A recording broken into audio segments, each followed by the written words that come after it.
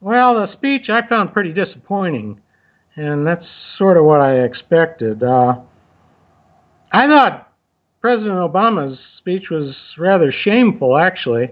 His bragging about how the United States is the most powerful nation on earth is not what I wanted to hear tonight. I think everybody in the world knows, with all the wars that the United States has started all over the world for oil, that's what all the wars are about today, is stealing oil from the nations that the United States occupies. And to me, that's just totally wrong. And President Obama's boasting about how the United States is such a powerful nation and was just totally shameful, I thought. Let me look at my notes here. Yeah, another thing I didn't like him talking about was the Trans-Pacific Partnership Agreement.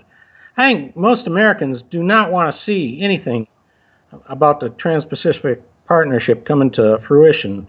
That's something nobody wants in America. And Obama is just pushing it to the max, and he's going to sign it into law if he gets it in his hands. And that's something I do not want to see.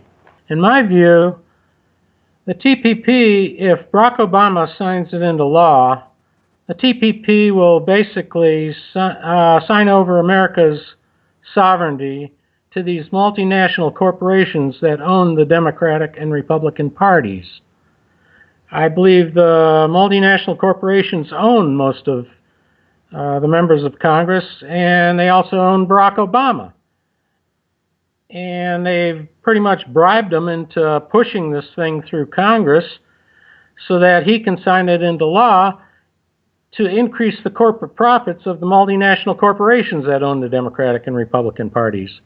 So that's my view on the TPP. I don't like it at all.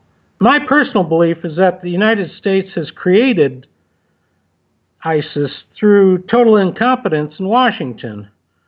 I believe that John McCain, Lindsey Graham, John Kerry, and Barack Obama are all guilty of treason for what they've created in the Middle East.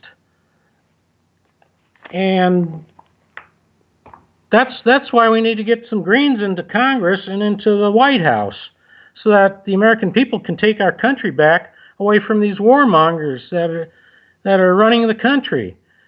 These people are all owned by these multinational oil corporations in the military-industrial complex just to increase the corporate profits of these corporations. And that's their job, is to go into Washington, pass legislation for these corporations to increase the corporate profits of multinational corporations.